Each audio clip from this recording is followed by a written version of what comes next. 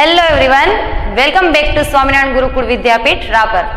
આજે આપણે આગળ ધોરણ 10 ની અંદર વિજ્ઞાનની અંદર આપણે આગળનો ટોપિક ભણીશું રાસાયણિક પ્રક્રિયાઓના પ્રકાર.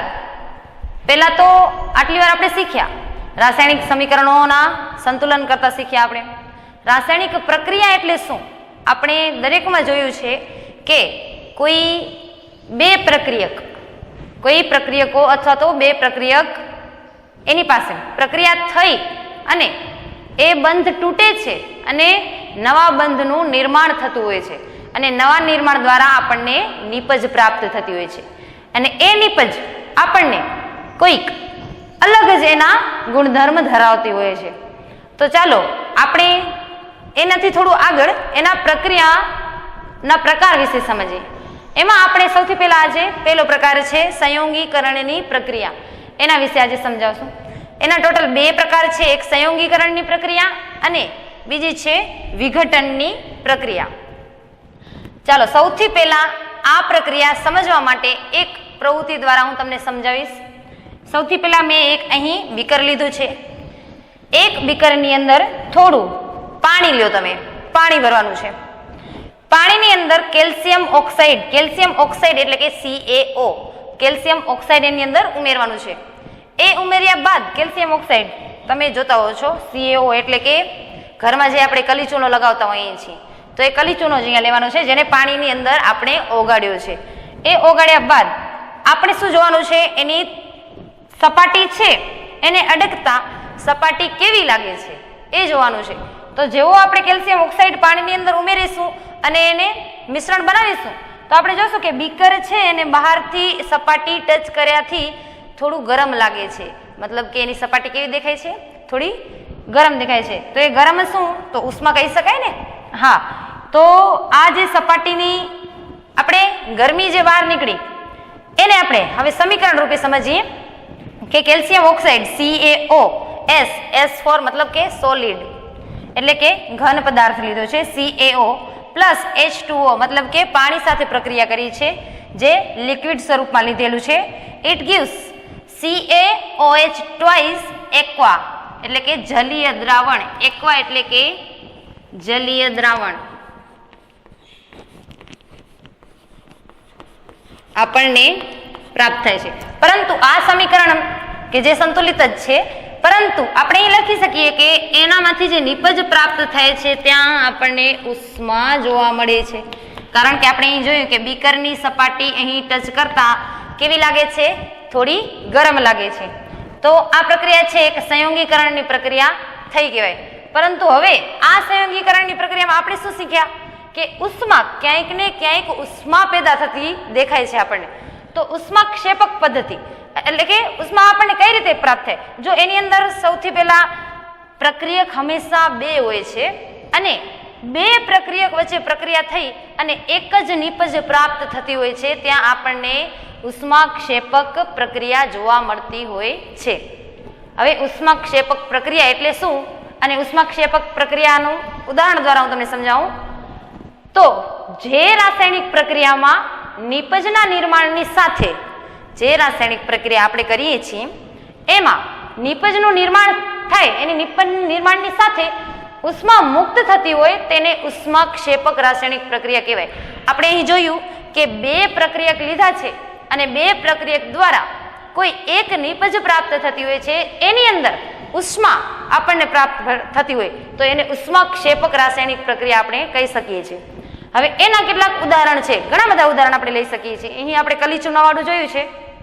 એ જ રીતે નેક્સ્ટ આપણે કુદરતી વાયુનું દહન. હવે કોઈ પણ કુદરતી વાયુ છે એનું દહન, એનું એક ઉદાહરણ લઈએ મિથેન દ્વારા. CH4 જે ગેસ સ્વરૂપ વાયુ સ્વરૂપમાં છે મિથેન વાયુ પ્લસ 2O2 ગેસ એટલે કે એ પણ વાયુ સ્વરૂપમાં છે. ઇટ ગિવ્સ આપણને શું પ્રાપ્ત થાય છે, CaO ગેસ એટલે કે CaO carbon dioxide plus 2H2O gas મતલબ કે વાયુ. તો આ આપણે એક પ્રક્રિયા જોઈ છે એ કુદરતી વાયુનું દહન, એ ઉષ્માક્ષેપકનું એક ઉદાહરણ છે. હજી એક ઉદાહરણ આપણે સમજીએ કોલસાનું દહન. કોલસાના દહનમાં C ફોર કાર્બન કાર્બનની પ્રક્રિયા આપણે કોની સાથે કરવાની છે? O2 એટલે કે ઓક્સિજન સાથે.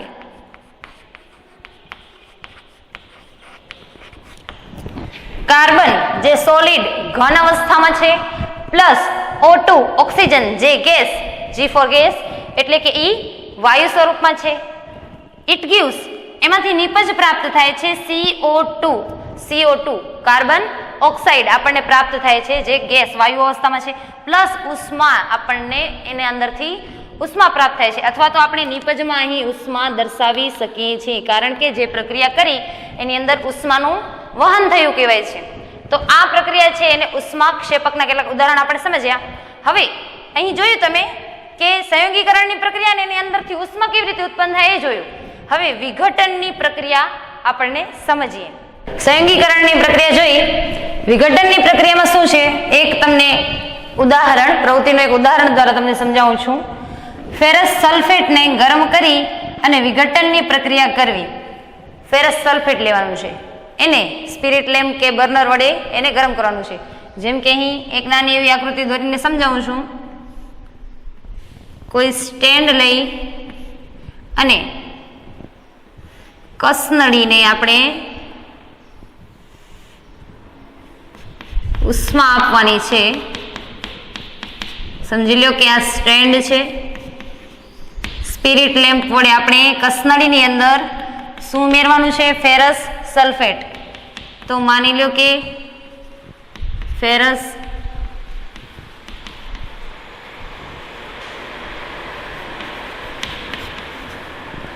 સલ્ફેટને આપણે અહીં ઉષ્મા આપી અને ગરમ કરીએ છીએ.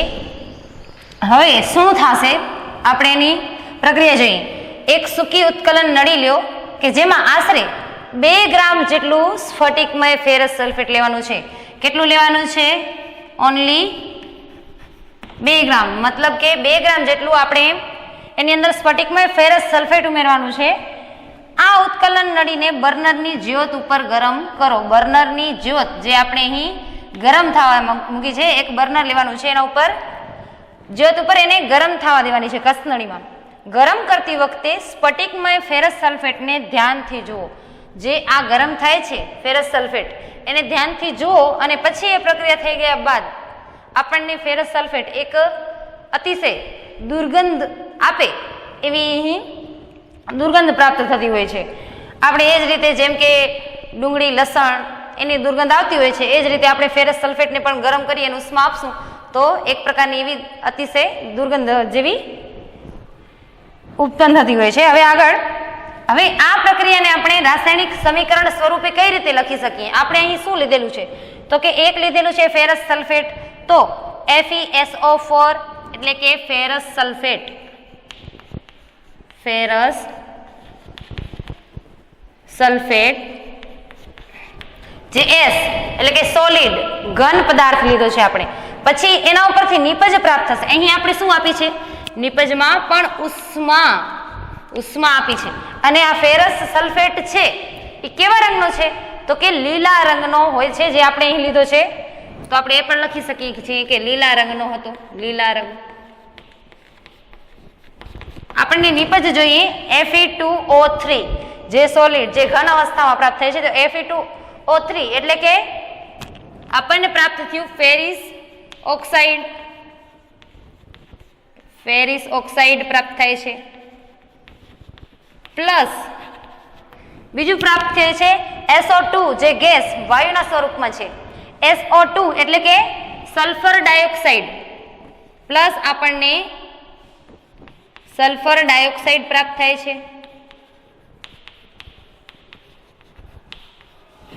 અને એ જ રીતે પ્લસ SO3 જો અહીં SO2 છે એટલે કે સલ્ફરના અહીં ઓક્સિજનના 2 પરમાણુ છે જ્યારે 3 લીધા હોય એટલે કે અહીંયા સલ્ફર ડાયોક્સાઇડ ડાયો એટલે કે 2 છે અને 3 છે એટલે ટ્રાયોક્સાઇડ એટલે કે સલ્ફર ટ્રાયોક્સાઇડ.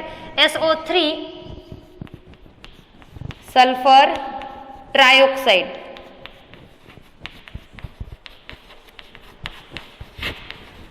હવે અહીં એક વસ્તુ જોઈએ કે સલ્ફર જ્યારે આપણે ફેરસ સલ્ફેટ લીધો છે એ છે લીલા રંગનો. એની પ્રક્રિયા થઈ અને આપણને જે પ્રાપ્ત થાય છે ફેરિસ ઓક્સાઇડ એ આપણને કેવા રંગનો પ્રાપ્ત થશે? તો કે એ પ્રાપ્ત થશે આપણે લાલાશ પડતો કથ્થાઈ રંગનો. કેવા રંગનો નીપજ પ્રાપ્ત થઈ? તો કે લાલાશ પડતો કથ્થાઈ રંગ એ આપણને પ્રાપ્ત થઈ. હવે જો અહીં એ પણ પ્રશ્ન પૂછાઈ શકે છે કે પ્રક્રિયા દરમિયાન જે આપણે ફેરસ સલ્ફેટ લીધો છે એનો રંગ કેવો હતો? તો કે લીલો રંગ હતો. અને પ્રક્રિયા થયા બાદ આપણને જે ફેરિસ ઓક્સાઇડ મળે છે એ કેવા રંગમાં પ્રાપ્ત થાય છે નીપજ? તો કે જે કથ્થાઈ રંગ, લાલાશ પડતા કથ્થાઈ રંગમાં પ્રાપ્ત થાય છે. અને બીજું, આ પ્રક્રિયા દરમિયાન સલ્ફર ઓક્સાઇડના કયા નીપજની અંદર કયા ઘટકો આપણને મળે છે? તો આપણે કહી શકીએ સલ્ફર ડાયોક્સાઇડ અને સલ્ફર ટ્રાયોક્સાઇડ વાયુ આપણને પ્રાપ્ત થાય છે. આ સમીકરણ છે એ સંતુલિત અવસ્થામાં જ છે. અને હવે આ જ રીતે એક બીજી વિઘટનની પ્રક્રિયા જોઈએ. જો અહીં મિત્રો આપણે એટલું તો સમજી શકીએ છીએ કે આ પ્રવૃત્તિની અંદર ફક્ત આપણે એક જ પ્રક્રિયક લીધું છે અને એક પ્રક્રિયક દ્વારા આપણને અલગ અલગ 3 ઘટકમાં નીપજ પ્રાપ્ત થઈ છે. મતલબ વિઘટન શબ્દ ઉપરથી જ ખ્યાલ આવે છે વિઘટન કરવું. એક જ પ્રક્રિયકમાંથી 3 અલગ અલગ નીપજ જે પ્રાપ્ત થઈ છે એટલે એનું વિઘટન થયું છે, જે અલગ એના ગુણધર્મ ધરાવતી હોય છે. હવે એક આગળ જોઈએ આપણે, હેતુ છે લેડ નાઇટ્રેટના વિઘટનની પ્રક્રિયા સમજવી. જેમ અહીં આપણે એક કસનળીમાં આપણે ફેરસ સલ્ફેટ લીધો હતો એ જ રીતે સેમ અહીં આપણે લેડ નાઇટ્રેટ લેવાનો છે. જો સમજીએ પદ્ધતિમાં, કસનળીમાં 2 ગ્રામ લેડ નાઇટ્રેટનો પાવડર લ્યો. જેમાં અહીં ફેરસ સલ્ફેટ કસનળી લેવાની છે, બર્નર લેવાનું છે અને સ્પિરિટ લેમ્પ વડે આપણે એને કસનળીમાં 2 ગ્રામ જેટલો લેડ નાઇટ્રેટ ઉમેરવાનું છે અને એને ઉષ્મા આપવાની છે. ત્યાર પછી એનું રાસાયણિક સમીકરણ જોઈએ કે વાયુનું દહન થતાં આપણને શું પ્રાપ્ત થાય છે. તો સમીકરણ છે એ સંતુલિત અવસ્થામાં જ છે. આપણે જોઈએ PbNO3 ટ્વાઇસ એટલે જે S સોલિડ અવસ્થામાં છે એટલે કે લેડ નાઇટ્રેટ શું લીધું છે? Lead nitrate. પ્રાપ્ત શું થાય છે? આપણે ગરમ એટલે કે ઉષ્મા આપીએ છીએ તો ઇટ ગિવ્સ ઉષ્મા આપતા એટલે ઉષ્મા આપણે અહીં લખી શકીએ છીએ. જે આપણે તાપમાન આપીએ એ આપણે અહીં દર્શાવી શકીએ છીએ. પ્રાપ્ત થશે 2PbOS, S ફોર સોલિડ, જે ઘન અવસ્થામાં પ્રાપ્ત થાય છે. 2PbO એટલે કે લેડ ઓક્સાઇડ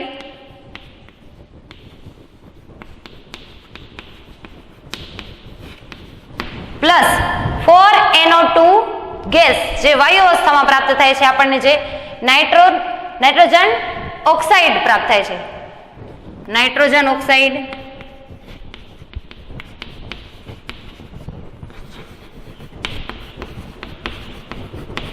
અને અંતે O2 ગેસ, O2 વાયુ પ્રાપ્ત થાય છે, ઓક્સિજન વાયુ. તમને બધાને ખ્યાલ છે આપણું જે પ્રાણ વાયુ છે ઓક્સિજન એ અંતે આપણને પ્રાપ્ત થાય છે.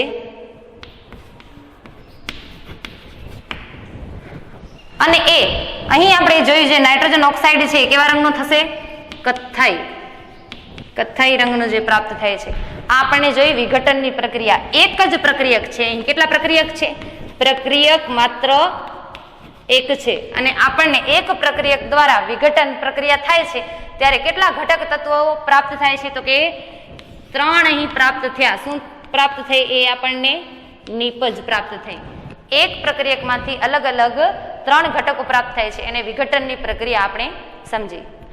તો અત્યારે હાલ આટલું જ. નેક્સ્ટ વિડીયોમાં આપણે પાણીના વિઘટનની પ્રક્રિયા જોઈશું. ત્યાં સુધી થેન્ક યુ. જય શ્રી સ્વામિનારાયણ.